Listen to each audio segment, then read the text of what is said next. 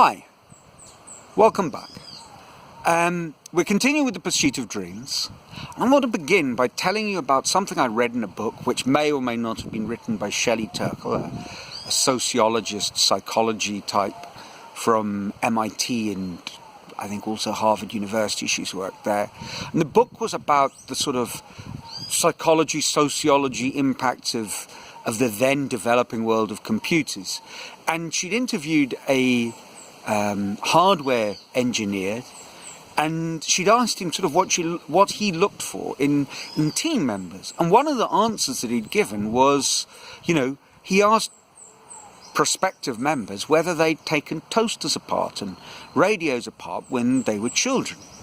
Because it turns out that was, and it's maybe not so surprising, a good indicator of the sort of mind and deep-rooted interests that would make for a great computer engineer. And I've thought about this. I've actually tried to apply it here in Paripuera with one of my friends with whom I've been working for a number of years. I suppose it's a bit bold to say mentoring. I wouldn't go that far, but I've known him as he's been growing up. He's now studying engineering. And I asked him, what did you do when you were a kid? He said, just normal stuff, play football, hang out with my friends. And he wasn't getting where I was going. So I asked him straight out, but did you take stuff apart? And he said, well, actually, funny you should say that. I did. Didn't everyone? I said, no, I didn't. If I'd taken stuff apart, my mother would have throttled me, partly because I would have had no idea how to put it back together again. But I did think about my own childhood, and I can remember, for example, when we just arrived in South Africa from England.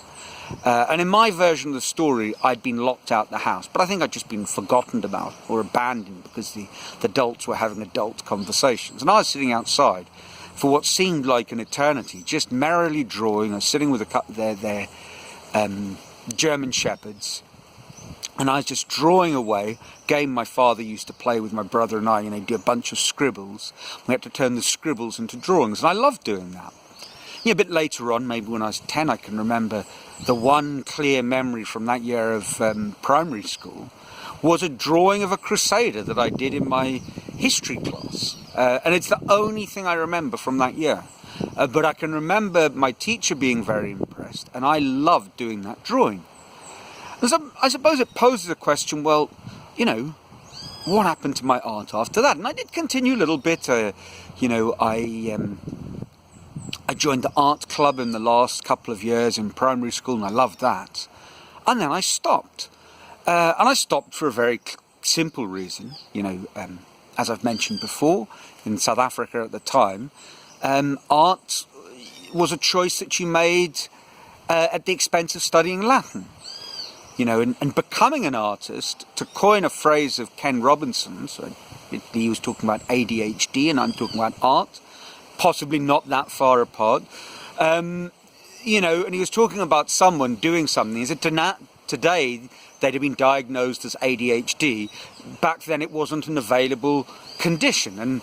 And being an artist, for anyone who was remotely academic in my neck of South Africa where I was growing up, definitely wasn't an available condition. It was something that, naughty children did or other children did. But if you wanted to have a proper job and a proper life, you didn't become an artist.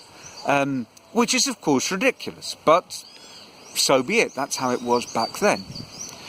It seems to me that probably what I'm talking about is something that is true for everybody. That if we really dig into our childhood, sift through what we did, and it may involve quite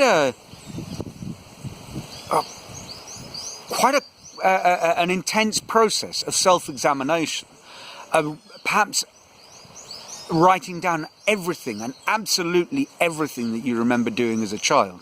And it may be that the most important things you don't remember immediately, but when you dig into it, rather like some sort of self-therapy session, you'll start remembering things that you did and how wonderful you felt doing them. I do remember when I was a child, before, puberty kicked in, I loved drawing. I mean, I think lots of children love drawing, but I think I loved drawing, above and beyond.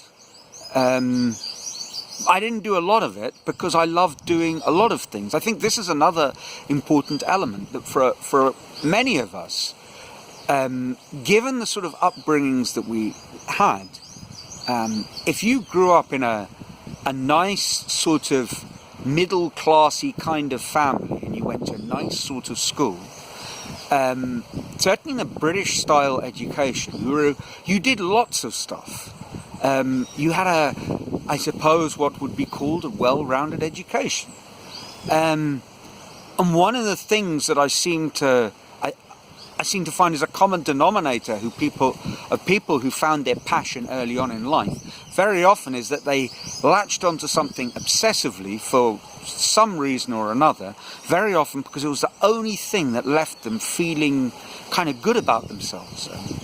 I was listening to an interview with the ex-England and Arsenal football player Ian Wright, and he was talking about his childhood, and the guy was saying, why he loved playing football. He said, it's the only thing in my life at the time, the only moment when I felt that someone out there actually liked me and liked what I was doing, because everywhere else, he was being literally beaten upon, stepfather and siblings and life in general. And so if you were someone like me, I liked lots of things. So in the end, you start making a decision, well, if I like lots of stuff and I've got to choose, I might as well choose something that has an end goal in sight. I liked arguing with people, so I thought maybe I'll become a lawyer, so Latin seemed like a pretty good thing to study at the time. I liked playing chess, but being a professional chess player certainly wasn't an available condition. But studying maths kind of went with it, and that was an available condition, because you could go on to get a respectable profession if you were good at maths. So I think if you're sitting out there somewhere thinking, but what do I enjoy doing? The place to start is digging into your childhood, mining your childhood for moments. And they won't map necessarily in an obvious way. If the thing that you were meant to do is, become a brain surgeon, unless you were spontaneously dissecting small creatures, which in itself is a little disturbing, and perhaps might point to other careers, serial killer.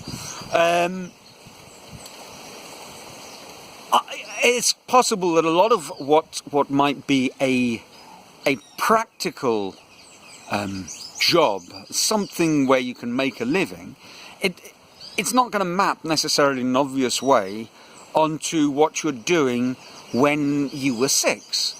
But if you kind of think in slightly more abstract terms, I'm doing sculpture and I weld, and welding, if you knew me as a child growing up, I really wasn't Dad's favourite helper, as I've said before. I fell into the swimming pool trying to clean it, and I got knocked off swimming pool cleaning duty. I couldn't change a plug. On the other hand, I love playing with Lego. So maybe those childhood activities, if you start piecing them together and making a kind of comprehensive list, and it's important that the list is comprehensive, because very often, if someone asks, well, what did you do? We come up with 2-3 obvious things, and there's 20 possibilities. And actually, it's the 20th that's the interesting one, but you've got to dig into it. And it won't be easy, but I think it could be a starting point.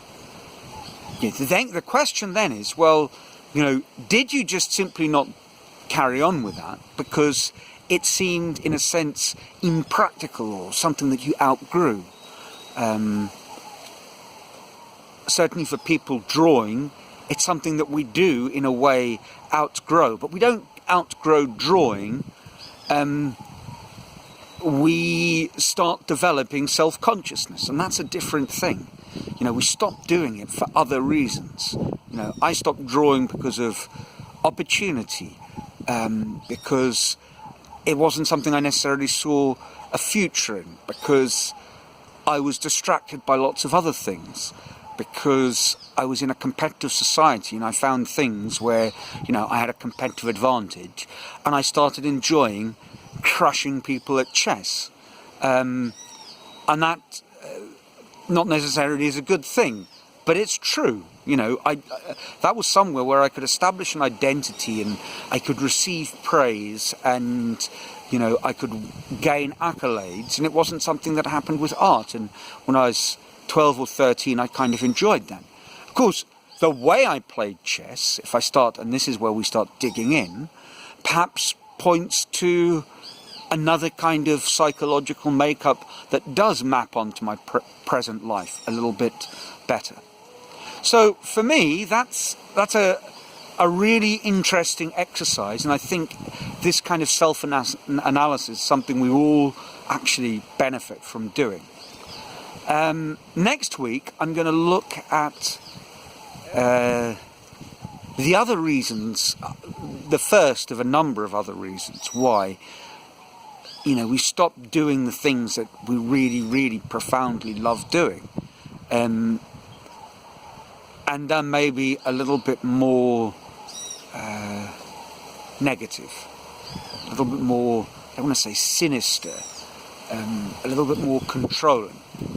So that's it. I really, really would love, if you watch this video, if you gave some feedback, if you came across some kind of interesting insight in a self-exploration in, you know, how you played as a child.